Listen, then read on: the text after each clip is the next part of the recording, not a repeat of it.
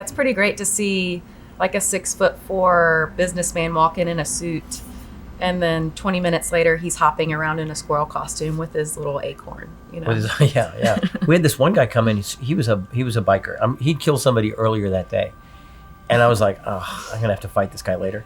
But then I was walking down the hallway, and he was in a rabbit costume, and he was no longer threatening to me at all. I'm like, oh, I read you wrong, murderous biker dude. I'm Rachael. I'm Feizal. So here we're in the living room, or we call it the lounge. If you look at that picture, that's our wedding picture right there. So there's the family wedding we did here, and then our second wedding where I was Priscilla Presley, Feizal was Elvis, along with 6 or 7 of his other friends who were also Elvises. A clutch of Elvises. I think that's what it's called. Yeah, we're still grown-ups, but we get to still be playful a little bit, I think it gives people the opportunity to not take themselves as seriously. Maybe they get nudged in that direction in a way that they wouldn't have otherwise, especially in a cocktail bar setting, Yeah, and when you're having a couple of drinks, part of the reason you're having a couple of drinks is so you can loosen up a little bit, and the costumes sort of like immediately loosen you up. You drink to sort of become somebody else, and then you're immediately like a goldfish or a shark. We're players inserted into your night. Well, our job is to surprise, delight, and kind of move the narrative along. When we see 2 people over there in the nook, and they're on a date, and they're kind of edging towards it, I can hit the bubble machine that only sprays bubbles down on them, and you sort of have now become a part of their night because you have made their night magical. And you can see them look at the bubbles and then look at each other, and it's like we just became part of their specific private moment, but without inserting ourselves. I don't know that they would have had that narrative of their night had we not gotten to nudge it a little bit. The costumes too, they'll leave it up to us, like, you pick my costume, and like we're really in charge of like the next 40 minutes of their night, depending on what costume we put them in. It's interesting to see like when people will bring their boss in, and they'll put their boss in like the most ridiculous costume, and I think that changes maybe the dynamic going forward for them at the office forever, because that's when Steve was in that ridiculous fish costume. Or kids will bring their parents in, and they look at their parents a different way now.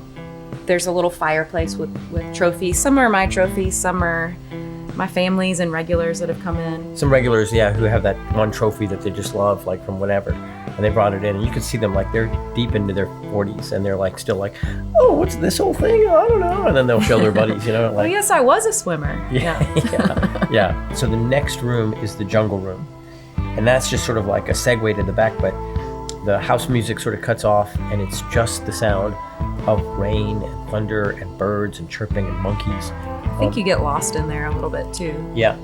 We've purposely made it so that it creeps in a little bit, so you sort of have to duck in. It's very Indiana Jones getting in there. And then when you get out of it, you emerge into a back room that we call the Angela Davis room. The whole bar pays tribute to different aspects of people from Alabama.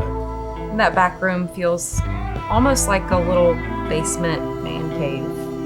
It's got paneling on the walls. Paneling, beads. It's sort of like a very, not a tiki thing, but like it's an old 70s type thing. I was working at a bar for a long time that didn't have a cocktail menu, so the shtick is that you'd be like, well, tell me what you like, And almost across the board, people would say, I love an old-fashioned. So the building block of their drink starts with an old-fashioned. So that's what the Sex Panther came from. But then, we were drinking a lot of Amaros at the time, so Chinar was one that we really liked. We love this distillery out of Jackson, Mississippi, named Cathead. So they make this great chicory liqueur named Hoodoo.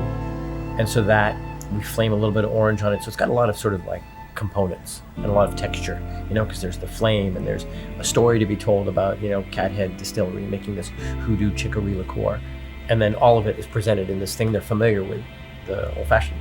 At that time, they're like, well, if I want this again, how do I order it? We didn't have a name for it, but I had seen Anchorman that day, and so there's that great riff in Anchorman where he's talking about his colognes, and he says Sex Panther. I'm like, you know what? Just order the Sex Panther. I'll know what it is. And then the idea for the tattoo sort of came because about garnishes and just the idea of like something that jumps out of the box. It's something that you keep and you touch and that has an extra activity to it, and so we added that to it. When a first date will happen, they haven't even hugged or shook hands. So that first time you accidentally touch somebody is kind of a pivotal point. And for us, we have this Sex Panther tattoo that you're applying it, and we'll sort of be like, well, how about this? Why don't you hold that tattoo there for a minute? And it's super innocent, And they'll be like, how long do we have to keep it here? I'm like, not long, maybe 8 to 10 minutes. And they'll have a chuckle over the fact that like, I'm gonna have to touch this person for 8 minutes.